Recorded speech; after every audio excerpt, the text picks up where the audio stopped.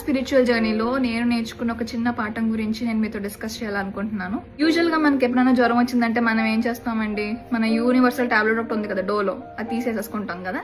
అప్పటికీ తగ్గలేదు అనుకోండి, డాక్టర్ని కన్సల్ట్ చేస్తాం, మనకి టెస్టులు చేస్తారు. టెస్ట్ లో వచ్చిన రిపోర్ట్స్ బట్టి అది ఏ టైప్ ఆఫ్ ఫీవర్ అనేది కేటగరైజ్ చేసి అకార్డింగ్లీ మనకి మెడిసిన్స్ ఇస్తారు. మా డాడీ ఉన్నన్ని రోజులు ఎలా ఉండేదంటే, నాకు కానీ మా మమ్మీకి కానీ బయటకు వెళ్ళి ఎలా కొనుక్కోలేనది కూడా ఏం తెలిసేది కాదు. పిన్ టు పిన్ ప్రతిదీ మా డాడీ తీసుకొచ్చి ఇంట్లో మాకు పెట్టేవారు అనమాట. డాడీ చనిపోగానే నాకు వచ్చిన ఫస్ట్ క్వశ్చన్, నా ఇల్లు ఎలా గడుస్తుంది. సో ఆ ప్రాబ్లమ్ బట్టి నేను చాలా బాధపడి, జనరల్ గా మనం డోలు వేసుకుంటాం కదా, అలా జనరల్ గా అందరూ అడిగినట్టు వెళ్ళి, ప్రభా నా కుటుంబాన్ని నువ్వు పోషించాలి ప్రభా, నువ్వు పోషించాలి ప్రభా అని ప్రార్థన చేస్తూ ఉండేదాన్ని. డెంగ్యూ అయినా, మలేరియా అయినా, టైఫాయిడ్ అయినా, ఏదైనా జ్వరమే. కానీ ప్రతి జ్వరానికి డోలో పనిచేయలేనప్పుడు ప్రతి సమస్యకి ఒకేలాంటి ప్రార్థన ఎలా పనిచేస్తుంది? వాక్యం చదువుతున్నప్పుడు నా పర్స్పెక్టివ్ కంప్లీట్ గా మారిపోయింది. హన్నా చేసిన ప్రార్థన గొప్ప ప్రార్థన. హన్నా అంత బాధలో, అంత వేదనలో, నోట్లోంచి మాట కూడా రాలేని స్టేజ్ లో సన్నిధికి వెళ్ళి ప్రార్థన చేసినప్పుడు, ప్రభా నేను గొడ్రాను ప్రభా, నాకు పిల్లలు లేవు ప్రభా అనలేదు. ప్రభా నాకు ఒక మగ పిల్లడు నువ్వు, నీకు ప్రతిష్ఠించుకుంటానని స్పెసిఫిక్ గా క్లియర్ గా ప్రార్థన చేస్తుంది.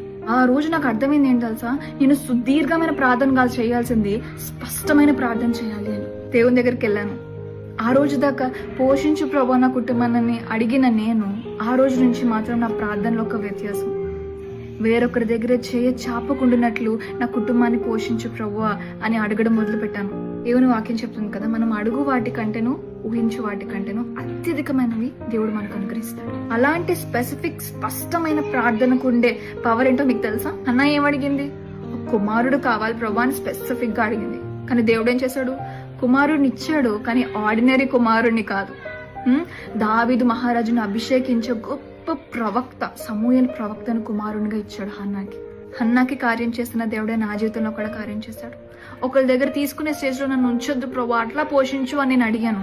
కానీ దేవుడు మాత్రం తీసుకోవడం కాదు కదా, ఇంకొకరికి ఇచ్చే స్టేజ్ లో నన్ను, నా కుటుంబాన్ని పెట్టాడు. How miraculous is that. ఇలా చాలా మంది ఉపవాసం ఉండి ప్రార్థన చేస్తున్నారు కదా. సో నేను మీకు ఇచ్చే సలహా, ప్రభు నాకు ఇది కావాలి ప్రభు అని స్పెసిఫిక్ గా ప్రార్థించడం నేర్చుకోండి. మీరు అడిగేవి సరైనవి, శ్రేష్టమైనవి అయితే దేవుడు ఖచ్చితంగా మీకు అనుగ్రహిస్తాడు. లేదు మీరు అడిగేవి శ్రేష్టమైనవి కాదు అని దేవునికి అనిపిస్తే, మీరు అడుగు వాటి కన్నా అధికంగా దేవుడు మీకు ఇచ్చి మిమ్మల్ని తృప్తిపరుస్తాడు. నా జీవితాన్ని మార్చిన ఈ చిన్న టిప్ ని మీరు మర్చిపోకుండా పాటించండి. May God bless you.